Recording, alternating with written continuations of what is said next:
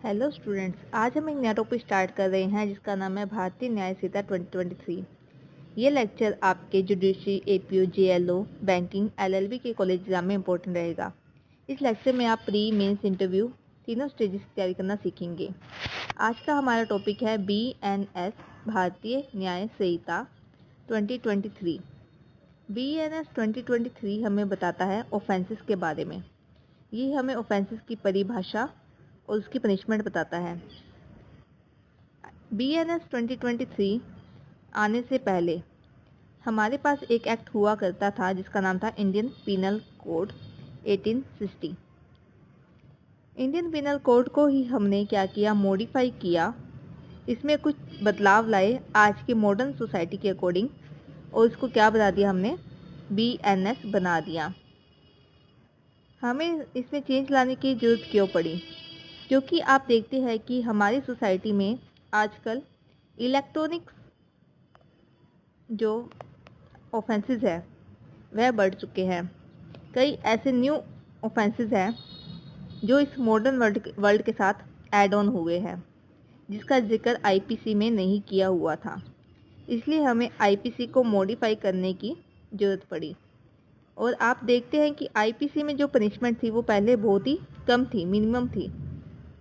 आज के सोसाइटी के अकॉर्डिंग अगर देखा जाए तो वो पनिशमेंट मिनिमम थी। इसलिए हमने पनिशमेंट को क्या किया, एनहेंस किया, बढ़ा दिया, और अब पनिशमेंट में हमने क्या किया है, चेंज किया है। तो हमने आईपीसी को मॉडिफाई करके बीएनएस बनाया। अब आप कहेंगे कि मैम हमें आईपीसी के बारे में जानने की क्यों ज़रूरत है? क्योंकि अब तो हमारा नया एक्ट आ गया है 2023 का, और हमारे सिलेबस में भी तो यही आएगा। तो बच्चों ऐसा नहीं है, आपको आईपीसी की हिस्ट्री जानना ज़रूरी है। क्योंकि आप देखेंगे कि जब आपने आरजेएस 2024 का मेंस का एग्ज़ाम देखा तब आपने देखा कि वहाँ पे एक टॉपिक आया था जिसका नाम था 3 न्यू क्रिमिनल लॉ, मतलब 3 नए आपराधिक कानून। तो जब ऐसे टॉपिक आपके पास आ जाते हैं और आपको लिखना होता है 250 वर्ड्स, 200 वर्ड्स, तब आपको लगता है कि हमें कुछ तो बेसिक नॉलेज होनी चाहिए। इसलिए हमें हिस्ट्री जानना बहुत ज़रूरी है कि कोई एक्ट कैसे आया, उसके पीछे क्या हिस्ट्री थी, क्या कारण थे, क्या रीज़न थे कि हमें इस एक्ट को लाने की ज़रूरत पड़ी। तो ऐसे ही जब हम बीएनएस की बात करते हैं तो हमें पहले आईपीसी के बारे में कुछ बेसिक नॉलेज होनी चाहिए।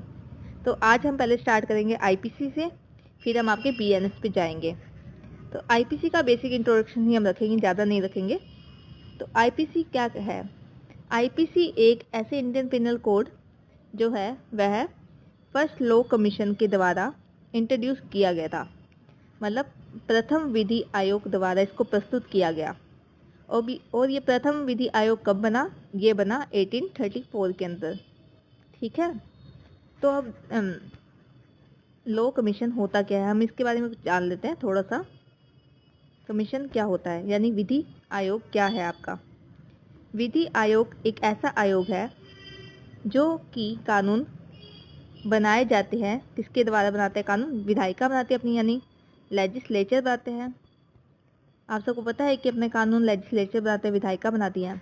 तो विधायिका जो कानून बनाती है उसको क्या करती है ये विधि आयोग, इसको उसमें कोई चेंजेस लाना हो, तो कोई चेंज लाना हो या कोई उसके अंदर कोई नई चीज़ ऐड ऑन करनी हो, कोई चीज़ हटानी हो, तो उसका काम क्या करते हैं, कौन करता है? विधि आयोग करता है। ठीक है, अब लेटेस्ट अपने देखें तो कौन सा नंबर का आयोग अपना चल रहा है? अपना चल रहा है 23rd लॉ कमीशन।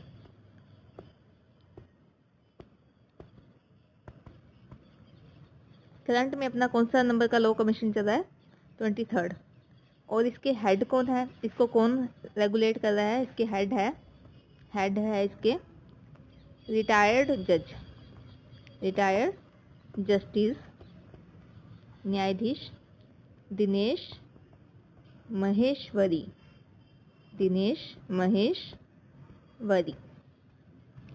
ये कौन से नंबर का लॉ कमीशन था? ये था 23rd नंबर का लॉ कमीशन, जिसको हेड कर रहे हैं दिनेश महेश्वरी। ठीक है, अगर आप देखोगे यूपी का आप एग्ज़ाम उठा के देखोगे तो वहाँ पे करंट अफेयर के टॉपिक आते हैं।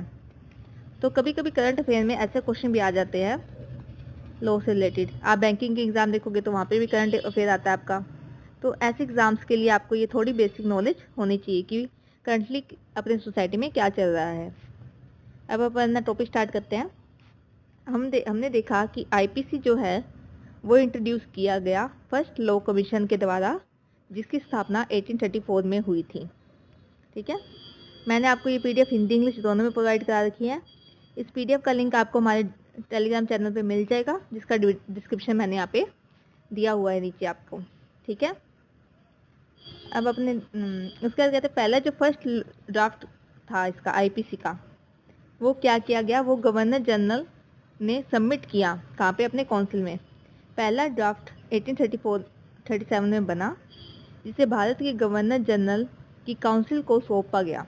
ठीक है, 1837 में पहले उसकी कॉपी तैयार हुई। हर एक्ट होता है उसका पहले कोई कॉपी, मतलब उसको लिखा जाता है पहले, फिर उसको प्रस्तुत किया जाता है, फिर उसके ऊपर साइन होते हैं प्रेसिडेंट के, और फिर वो जाके कहीं जाके कानून बनता है। तो पहले क्या बनाया जाता है, ड्राफ्ट बनाया जाता है। ये क्या हुआ, आईपीसी का ड्राफ्ट बनाने से क्या हुआ, इसके कारण क्या हुआ कि जो अपने क्रिमिनल लॉज थे इंडिया में, जो अलग अलग आपराधिक कानून थे, उनको क्या कर दिया गया, कोडिफाई कर दिया गया, मतलब उनको एक जगह लिख दिया गया। जैसे आप देखेंगे अंग्रेजों के आने से पहले अपने यहाँ पे मुगलों का राज था, तो मुगलों के खुद के कुछ कानून थे। वैसे क्या थे, हिंदू के अपने पर्सनल लॉ थे, हिंदू अपने पर्सनल लॉ मानते थे, जो मुस्लिम थे वो अपने लॉ मानते थे, पारसियों का खुद का कानून था, पारसी जो थे जूस थे, ये सब अपने खुद के कानून से गवर्न होते थे। तो इन सब के अलग अलग कानून होने के कारण एक पर्टिकुलर ऑफेंस को जानना, उनकी पनिशमेंट देना, ये बहुत मुश्किल था। क्योंकि आप देखते हैं कि राजा महाराजाओं का दौर था वो, तो राजा महाराजा जब चाहे किसी को कोई भी ऑफेंस देते थे, क्या कभी उनका हाथ कटवा देना, पैर कटवा देना, या उनको काल कोठरी में बंद कर देना, ये सब वो अपने अपने अकॉर्डिंग रेगुलेट करते थे। तो कोई एक पर्टिकुलर अपने पास लॉ नहीं था। तो जब ब्रिटेन के लोग यहाँ आए, ब्रिटिश यहाँ पे आए, तो एक पर्टिकुलर कानून नहीं था, तो उन्होंने क्या किया, इसको कोडिफाई किया। ठीक है, उन्होंने कोडिफाई किया क्रिमिनल लॉ को इंडिया के अंदर, और एक यूनिफाइड फ्रेमवर्क लेके आए। उसके बाद क्या हुआ, उसके बाद ये हुआ कि जब 1856 आया, तो एक जो रिवाइज ड्राफ्ट था, मतलब कोई चेंज किया। पहले उन्होंने 1837 के अंदर क्या लिखा, एक ड्राफ्ट लिखा, 1837 में उन्होंने ड्राफ्ट लिखा। ड्राफ्ट लिखने के बाद उन्होंने इसके अंदर कई चेंजेस किए, चेंज करते करते 1856 आ गया, क्योंकि इतना बड़ा देश को रेगुलेट करने के लिए काफ़ी चेंजेस किए उन्होंने। तो उसको रेगुलेट करने के लिए चेंज किए, तो वो एक रिवाइज ड्राफ्ट तैयार हुआ। रिवाइज ड्राफ्ट तैयार हुआ 1856 के अंदर। तो इसके अंदर क्या हुआ, कोई पॉलिटिकल अनरेस्ट के कारण, यानी कि पॉलिटिकल अशांति के कारण उसके अंदर डिले आ गया उसको प्रस्तुत करने में। क्यों डिले आया, पॉलिटिकल अनरेस्ट अपने देखते क्या था, तो वो था 1857 की क्रांति। आप सबने सुना होगा कि 1857 में विद्रोह हो गया, क्रांति होगी 1857 की, जिसके अंदर क्या था, स्वतंत्रता सेनानियों ने अंग्रेजों को भगाने के लिए काफ़ी मतलब कि अपना बलिदान दिया, काफ़ी यहाँ पे देश के अंदर हलचल हुई, जिसके कारण क्या हुआ कि 1857 के अंदर तैयार तो हो गया था अपना आईपीसी ड्राफ्ट, प्रॉपर तैयार हो गया था, लेकिन उसको क्या हुआ, प्रस्तुत नहीं कर पाए, वह लागू नहीं कर पाए। जब 1857 की क्रांति हुई, तब ब्रिटेन को लगा कि नहीं, इन ऑफेंसेस को रोकने के लिए हमें क्या करना चाहिए। 1857 की क्रांति के बाद ब्रिटिश इंडिया को लगा कि हमें इनको रोकने के लिए, अपराध को रोकने के लिए एक स्ट्रॉन्ग और क्लियर पैनल सिस्टम चाहिए, हमें एक मजबूत और साफ सजा देने वाला सिस्टम की जरूरत है। ठीक है, तो इन्होंने क्या किया, 1857 में जोर दिया इस बात को। 1857 से करते करते 1860 के अंदर जाके अपना क्या हुआ, आईपीसी कंप्लीट हुआ, उसको असेंट मिली प्रेसिडेंट की। ठीक है, और उसके बाद उसको क्या किया गया, लागू कर दिया गया। तो अभी ये तो इसकी बेसिक हिस्ट्री थी कि आईपीसी कैसे आया। आईपीसी आता है, पहला मैं आपको शॉर्ट में दोबारा इसको लिख के बता देती हूँ। आईपीसी आता है 1834 के अंदर। पहले तो अपना लॉ कमीशन बनता है, जो कि 1837 में इसका ड्राफ्ट तैयार करता है। ड्राफ्ट तैयार होने के बाद इसको अलग अलग फीस के अंदर मॉडिफाई किया जाता है। मॉडिफाई करते करते 1856 तक पूरा एक रिवाइज ड्राफ्ट जाके तैयार हो जाता है, मतलब एक प्रॉपर अपना कानून बन जाता है। लेकिन 1857 की क्रांति होने के कारण इसको लागू करना मुश्किल हो गया था। फिर 1860 के अंदर जब देश की हालात थोड़े सुधरे और ऐसे लगा कि हमें एक स्ट्रॉन्ग कानून चाहिए, तब हमने इस ड्राफ्ट को क्या किया, इसको लागू किया। ठीक है, मतलब असेंट मिली प्रेसिडेंट को, लागू करते करते 1862 हो गया। असेंट मिली 1860 में, प्रेसिडेंट की सहमति मिली अपने को 1860 में, और इसको लागू करते करते 1862 आ गया।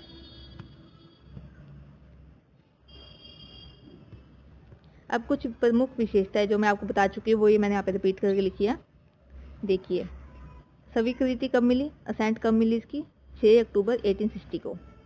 इफेक्ट में कब आया, लागू कब हुआ, ये प्रभाव में कब आया, 1 जनवरी 1862 को। ठीक है, स्वीकृति मिली 6 अक्टूबर 1860 को, लागू हुआ 1 जनवरी 1862 को। एक्ट नंबर इसका है 45 ऑफ 1860। टोटल चैप्टर इसके 23 और टोटल सेक्शन है इसके 511। अब आपको एक और मैं बताती हूँ बात कि एक्ट नंबर क्या होता है। आप हर जो बेल एक्ट आप अपने देखते हो सबके अंदर कोई ना कोई एक्ट नंबर लिखा होता है। तो एक्ट नंबर ये होता है, हर साल ड्राफ्ट तैयार होते हैं, लोगों के अलग अलग कानूनों के ड्राफ्ट बनाए जाते हैं, तो उन सबको नंबर दिया जाता है। जैसे जो जनवरी की स्टार्टिंग में ना उसको 1 नंबर दे दिया, फिर एंड में कोई बना तो 2 दे दिया, फरवरी की स्टार्टिंग में 3, ऐसे करके सबको अलग अलग लगातार सीरीज में सबको नंबर दिए जाते हैं। तो इसी प्रकार जब आईपीसी बना तो उसको क्या नंबर मिला, 45। उसके ड्राफ्ट को जब मिला तो वो उसको 45 नंबर मिला। ठीक है, तो आईपीसी का नंबर क्या हो गया, आईपीसी 45। वो आगे साल लिख देते हैं कौन साल में वो बना, 1860। ठीक है, और आपको एक और याद ही कर लो साथ में, आप इसी के साथ याद कर लो कि जो BNS है उसका एक्ट नंबर क्या है, उसका एक्ट नंबर भी 45 ही है। ठीक है, जैसे आईपीसी का एक्ट नंबर 45 है, वैसे BNS का एक्ट नंबर भी क्या है, 45 है। तो आपको याद करने में आसानी रह जाएगी।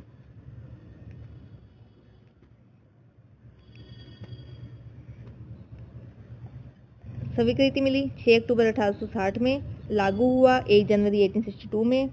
एक्ट नंबर है 45, टोटल चैप्टर 23, सेक्शन है 511। ठीक है, अब देखिए आईपीसी या BNS की हम बात करते हैं तो ये किसका हिस्सा है, ये हिस्सा है समवर्ती सूची का, यानी कंकरेंट लिस्ट का। आप संविधान उठा के देखेंगे तो आप संविधान में पाएंगे कि वहाँ पे 3 सूची यानी 3 लिस्ट की बात की गई है। संविधान में 3 लिस्टों की बात की गई है।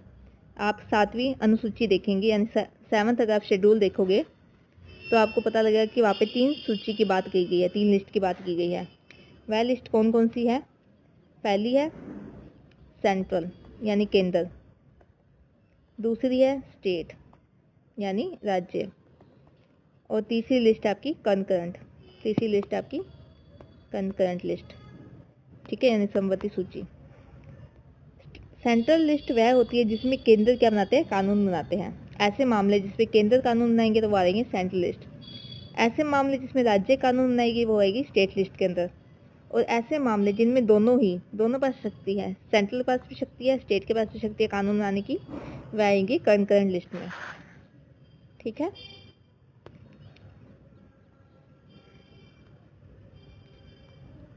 कंकरेंट लिस्ट का ये पार्ट है। ठीक है, उसके बाद कि legislation has power to make law related to criminal laws. कहते हैं विधायिका के पास शक्ति है क्रिमिनल लॉ पे कानून बनाने की। हमें पता है कि विधायिका क्या बनाती है, कानून बनाती है, तो ये बात इसमें लिखी है। इसके बाद एक इम्पोर्टेंट आता है पॉइंट आपका, ये क्या कहता है कि प्रेसिडेंट ऑफ इंडिया यानी भारत के राष्ट्रपति और गवर्नर यानी राज्यपाल, इन दोनों को छूट है, किससे छूट है, क्रिमिनल लायबिलिटी से, यानी इन्हें छूट है आपके आपराधिक दायित्व से, कि इनके ऊपर सजा नहीं दी जाएगी, इनको सजा नहीं दी जाएगी। कौन कहता है, ये आर्टिकल नंबर 361 कहता है इंडियन कॉन्स्टिट्यूशन का। अब ऐसा क्यों है, क्योंकि जब ना भारत राज्य है, ठीक है, इनकी हेड कौन है, इनके आप हेड देखोगे तो हेड अपने हैं प्रेसिडेंट। और वैसे आप अगर राज्य की बात करेंगे, स्टेट की बात करेंगे, तो उसका हेड कौन है, गवर्नर। तो ऐसे इनको इसलिए छूट दी गई है आर्टिकल नंबर 361 के अंदर कि अगर हेड को ही अपने पनिशमेंट दे दे, हेड पे ही अपने क्या करते कोई ऑफेंस बता दें, तो अपने देश की मर्यादा गरिमा क्या रहेगी बाकी देशों में। इसलिए हमने क्या किया, इनको छूट दी है। ऐसे नहीं है कि इनको मतलब सजा ही नहीं मिलेगी, इनके लिए एक बहुत बड़ी प्रक्रिया आप देखेंगे संविधान में जिसको कहते हैं इम्पीचमेंट। ठीक है। इम्पीचमेंट कहते हैं आप अपने जब प्रेसिडेंट को अपने हटाते हैं उनके पद से, तो एक बहुत बड़ी प्रक्रिया फॉलो की जाती है जिसको कहते हैं इम्पीचमेंट। तो इम्पीचमेंट के बाद इन्हें हटाया जाएगा, प्रेसिडेंट को और गवर्नर को, और उनके बाद इन पे कोई अपने सजा यानी कोई पनिशमेंट इनको दे सकते हैं। जब तक ये अपने ऑफिस में बैठे तब तक इनको छूट है। किसके अंदर छूट है इनको? आर्टिकल नंबर 361 के अंदर, ठीक है। Substantive law note procedure law, ये कहते हैं कि जो आईपीसी है आपका, बीएनएस है, वो एक सब्सटेंटिव लॉ है, वो प्रोसीजर लॉ नहीं है। सब्सटेंटिव लॉ देखिए आपके दो टाइप के होते हैं। एक होता है सब्सटेंटिव, एक होता है आपका प्रोसीजरल। सब्सटेंटिव लॉ वह होता है जो आपको क्या बताता है, वो जो आपको पनिशमेंट देता है। ऐसे वेयर एक्ट आप देखेंगे जिसमें पनिशमेंट लिखी होती है कि अगर आपने ये अपराध किया तो ये पनिशमेंट, किसी को लूट मार की तो ये पनिशमेंट, तो वो सब कहते हैं सब्सटेंटिव आते हैं।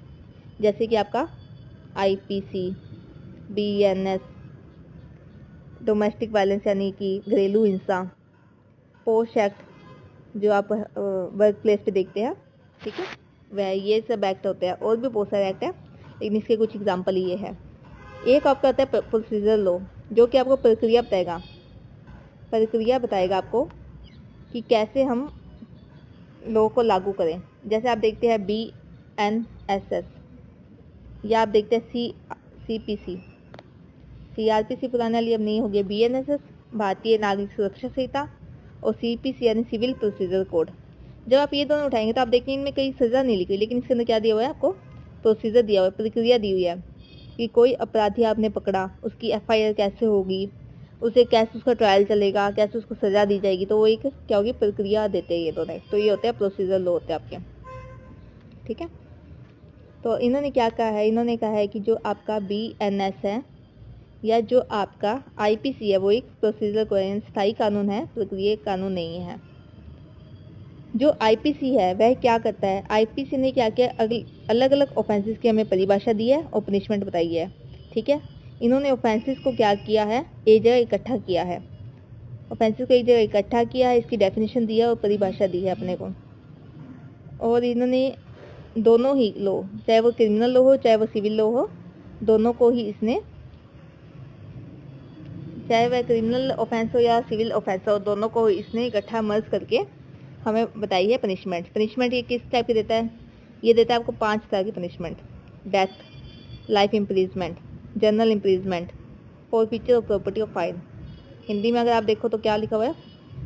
मौत यानी मृत्युदंड, उम्र कैद, आम कैद, प्रॉपर्टी जब्त, जुर्माना।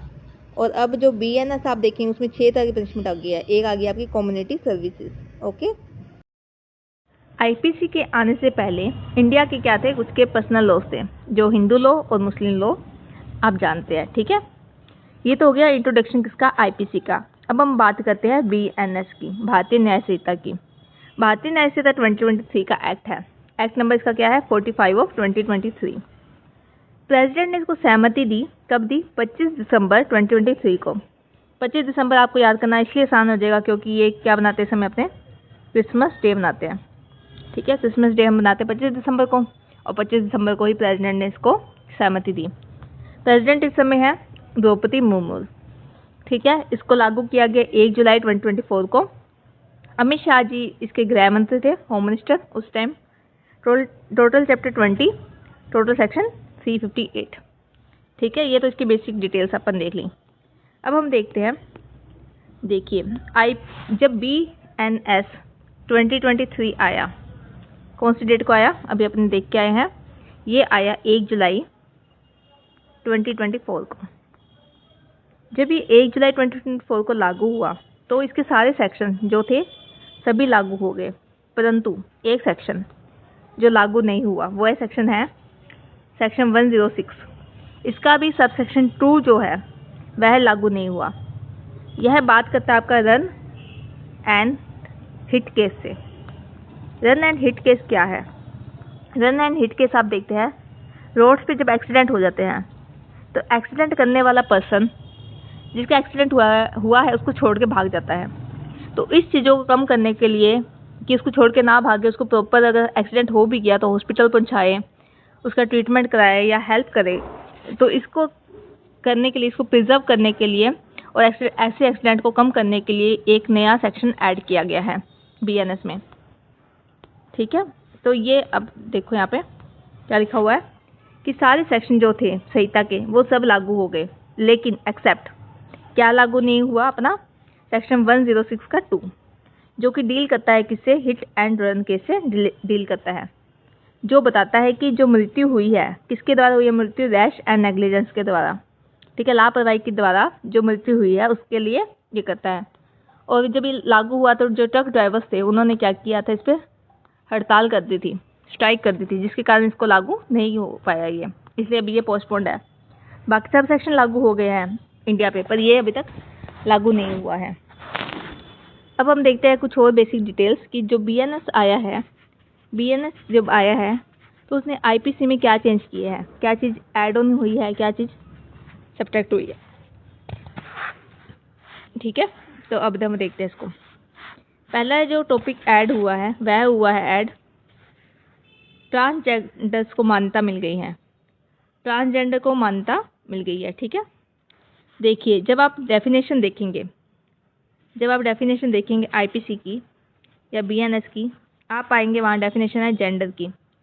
जेंडर की डेफिनेशन पहले 2 पार्ट में डिवाइड थी, मैन और वुमेन। ठीक है, लेकिन अब इसके अंदर एक चीज़ और ऐड कर दी है, वह है ट्रांसजेंडर।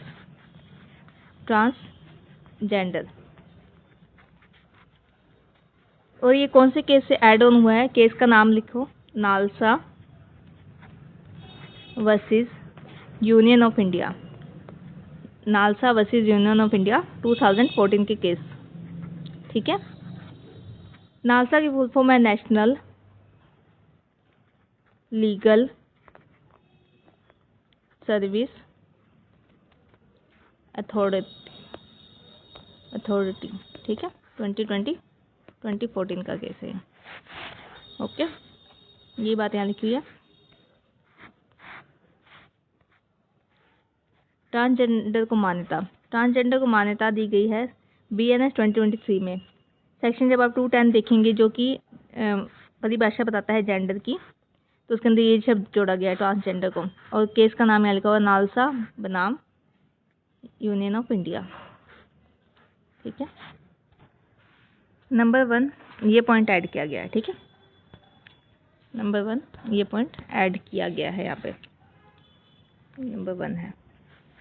अब हम देखते हैं नंबर 2। सेकंड चीज़ जो ऐड ऑन हुई है वो हुई है crime against children and women, बच्चों और महिला के खिलाफ अपराध।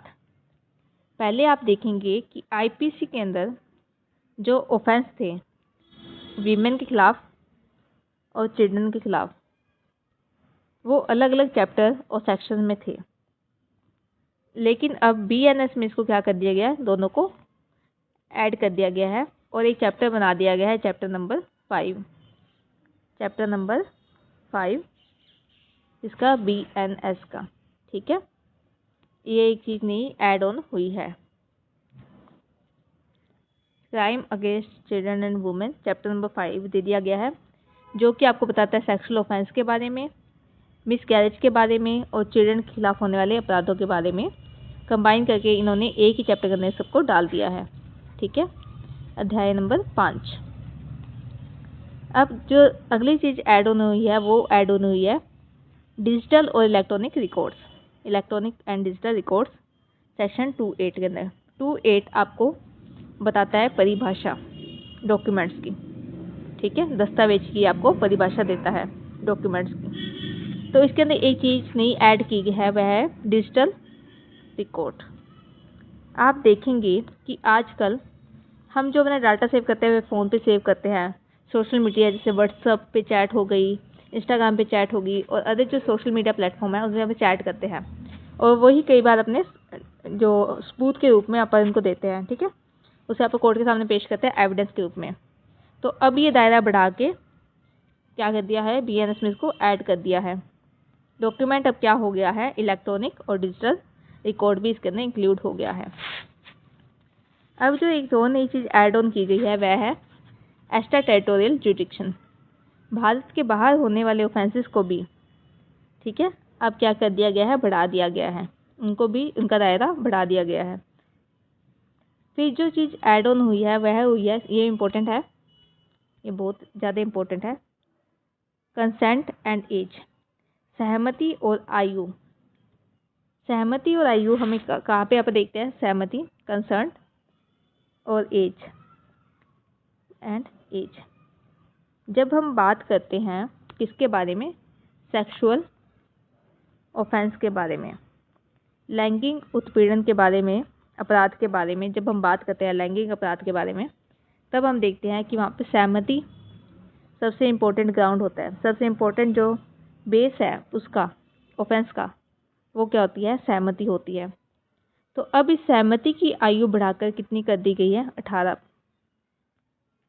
और वैसे ही आप एक सेक्शन देखेंगे तो वो आप सेक्शन उसमें पाओगे कि जो वाइफ और हस्बैंड, इनके बीच में अगर कभी कोई सेक्सुअल ऑफेंस की बात आती है, लैंगिक अपराध की जब बात आती है और सेक्सुअल ऑफेंस की बात आती है, तो आईपीसी तो ये कहता था, आईपीसी कहता था आपको कि महिला की यानी वाइफ की एज अगर 15 से कम है, माइनस है, तो ही वह इस ऑफेंस का बेनिफिट ले सकती है, मतलब इसको हस्बैंड को सजा दिला सकती है। लेकिन अब बीएनएस में क्या कर दिया, इसकी एज को बढ़ा के कर दिया है 18 ईयर्स, ठीक है। 18 साल से कम की महिला है तो वह इस ऑफेंस में पनिशमेंट दिला सकती है अपने हस्बैंड को। और ये कौन से मामले में आया था, ये मामला है आपका independent thoughts versus union of India 2017 का मामला, ठीक है। हिंदी में आप देख लीजिए, हिंदी में मैंने यहाँ पे आपको नोट्स प्रोवाइड करा रखे हैं। आप ये क्लास आज इसको ध्यान से सुनिए, पीपीटी आपको इसकी हम प्रोवाइड करा देंगे अपने टेलीग्राम चैनल पे। तो इंडिपेंडेंट थॉट्स बनाम यूनियन ऑफ इंडिया 2017 के मामले में कहा गया था कि आयु बढ़ाकर कितनी कर दी जाए, 18 कर दिया जाए, ठीक है। फिर हम देखते हैं आगे, अगली चीज़ ऐड ऑन हुई है वह आजकल आपने सुना होगा, जब बीएनएस आया तब इसके बारे में बहुत चर्चा हुई, false promise to marriage, section number 69। Section 69 क्या कहता है आपको, सेक्शन 69 कहता है कि जो कपल्स है, जो पार्टनर है, ठीक है, अगर एक पार्टनर फीमेल पार्टनर को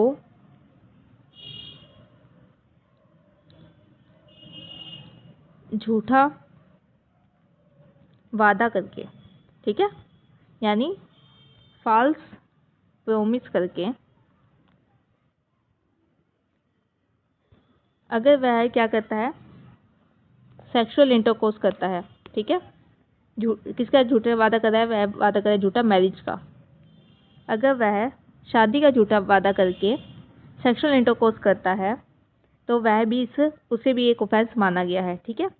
केस का नाम है महेश दामू खारे वर्सेस स्टेट ऑफ महाराष्ट्र। जब हम आगे इन सेक्शंस को पूरी डिटेल में पढ़ेंगे तब हम इस सेक्शन को भी काफ़ी डिटेल में पढ़ेंगे। आज हम बेसिक देख रहे हैं कि क्या चीज़ नई ऐड ऑन हुई है और क्या चीज़ डिलीट हुई है।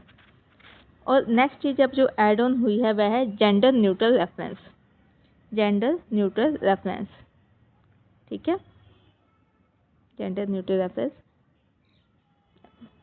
इसके अंदर क्या था, पहले जो मैन का वर्ड यूज़ होता था, तो अब सेक्शन 76 और 77 की बात करेंगे जब आप सेक्सुअल हरासमेंट की बात करेंगे, सेक्सुअल हरासमेंट की बात करेंगे, लैंगिक उत्पीड़न की जब आप बात करेंगे, तब आप पाएंगे कि वहाँ पे वर्ड यूज़ कर दिया गया है हूएवर, जो कोई भी, ठीक है, हूएवर यानी जो कोई भी, जो कोई भी का शब्द इसमें कर लिया है। मतलब अब इसको इन्होंने जेंडर, पहले जो था सिर्फ मैन पे लिमिट था, अब उसको इसने बढ़ा दिया, अब उसके अंदर वुमेन भी ऐड ऑन हो गई है, ठीक है। तो कई सेक्शन में आपको ये चीज़ अब नहीं देखने को मिलेगी।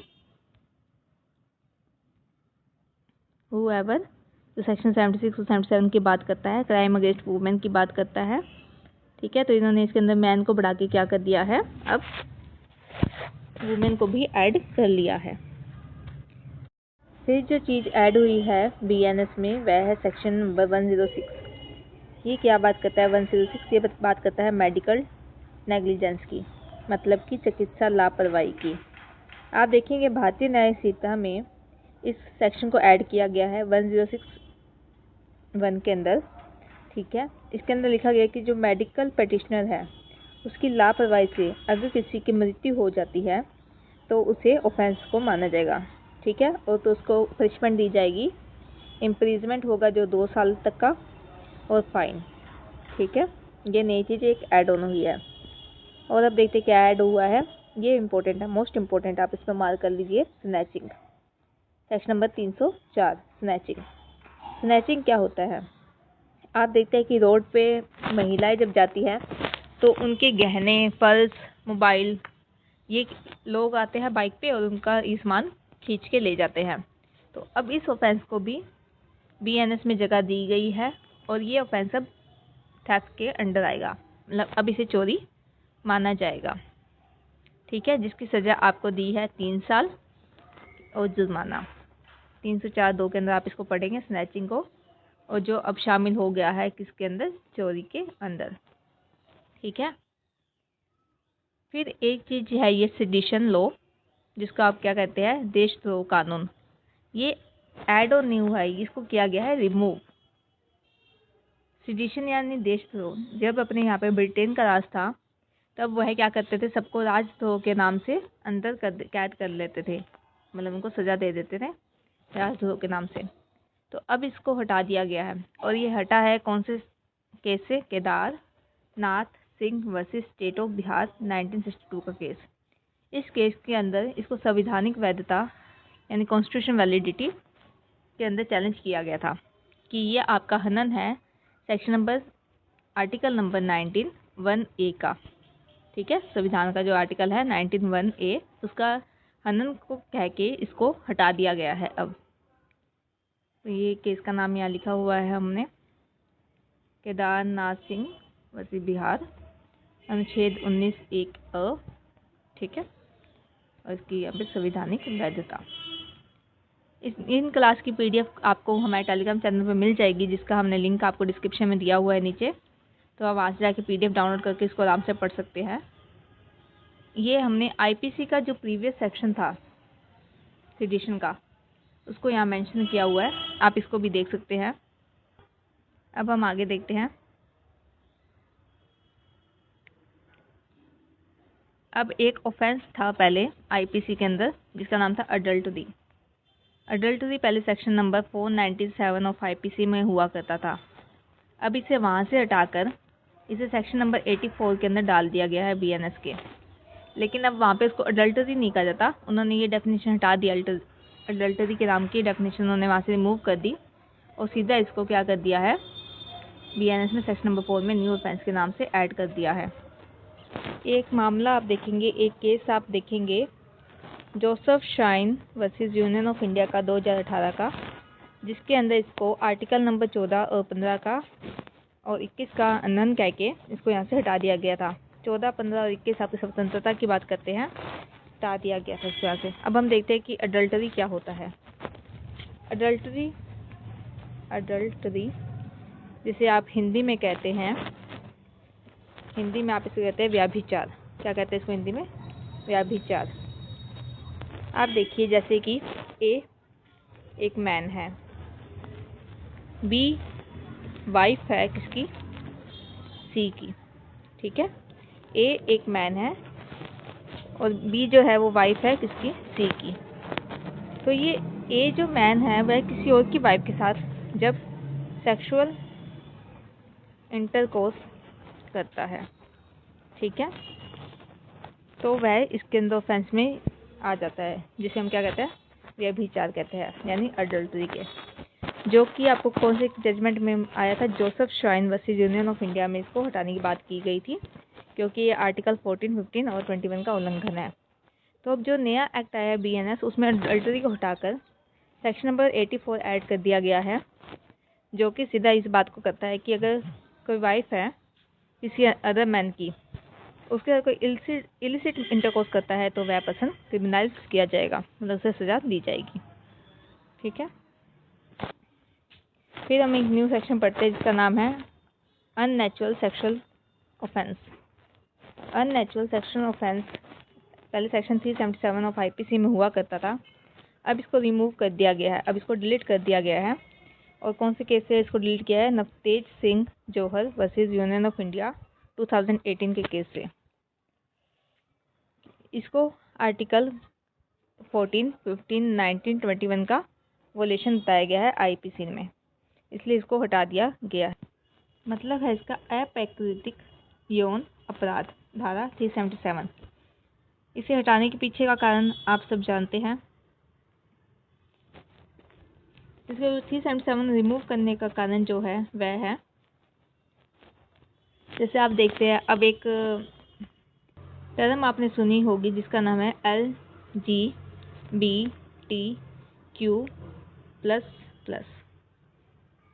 ठीक है, तो जो पर्सन्स ट्रांसजेंडर की कैटेगरी में आते हैं, उनके राइट्स को प्रोटेक्ट करने के लिए, ठीक है, उनकी आज़ादी स्वतंत्रता को प्रोटेक्ट करने के लिए हमने इस सेक्शन 377 को रिमूव कर दिया है। सेक्शन 377 क्या कहता था?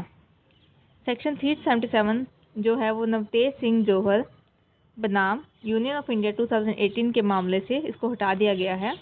ठीक है, आईपीसी की धारा 377 ये पहले हुआ करती थी, जो आर्टिकल 14, 15, 19 और 21 का उल्लंघन है। हालांकि धारा 377 के नियम बड़ों के लिए बिना सहमति के शारीरिक संबंध, नाबालिगों के साथ शारीरिक संबंध के सभी काम और जानवरों के साथ यौन संबंध के मामलों में लागू रहेंगे। ठीक है, वो उन मामलों में हटा दिया गया है LGBTQ, लेकिन इन मामलों में ये लागू रहेंगे। जैसे आप पढ़ते हैं सोडोमी क्या होता है? जानवरों के साथ सेक्सुअल इंटरकोर्स करना।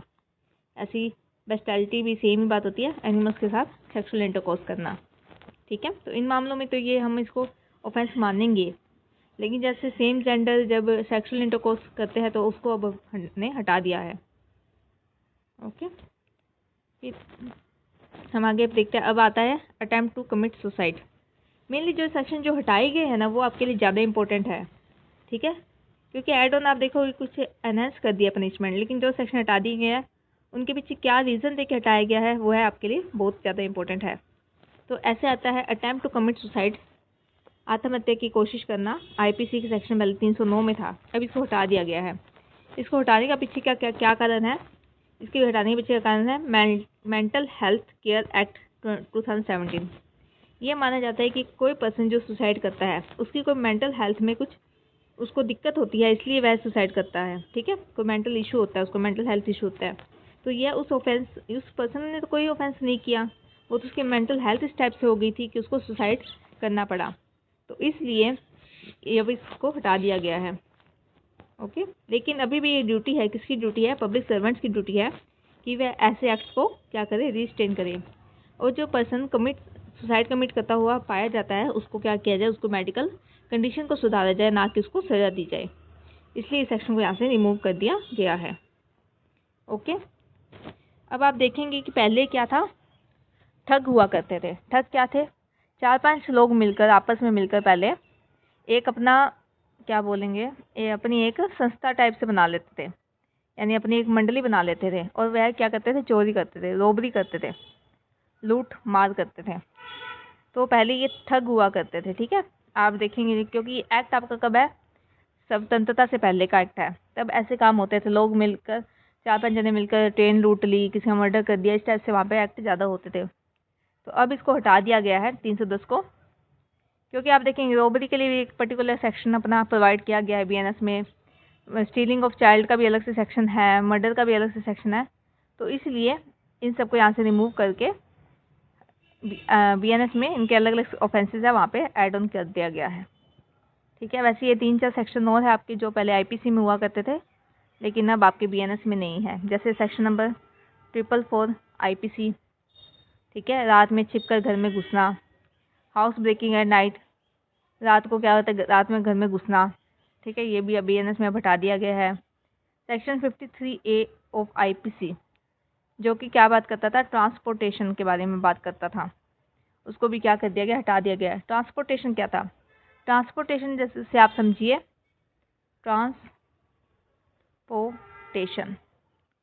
ट्रांसपोर्टेशन से आप समझे जैसे पहले काला पानी की सज़ा देते थे ना, जिसको काला पानी की सज़ा, तो उसको बोलते थे ट्रांसपोर्टेशन। काला पानी की सज़ा क्या होती थी, काला पानी की सज़ा होती थी जैसे इंडिया है, इंडिया से लोगों को, जो इंडिया के लोग थे, उनका ये मानना था कि जो बंदा समुंदर को क्रॉस कर देता है, ठीक है, समुद्र को कोई पर्सन क्रॉस कर दिया किसी ने, ओशन को किसी पर्सन ने क्रॉस कर लिया, तो उसके बाद वह इंडिया का नागरिक नहीं रहेगा। यानी हिंदू धर्म में ऐसा माना जाता था कि जो पर्सन इंडिया के समुद्र पार कर चला गया, उसका इंडिया की प्रॉपर्टी में, मतलब उसकी फैमिली प्रॉपर्टी में कोई इसका हक नहीं है। इसलिए ब्रिटेन क्या करते थे, ब्रिटेन वाले लोग जब यहाँ भारत पर राज करने आए तो उन्होंने एक सज़ा बनाई।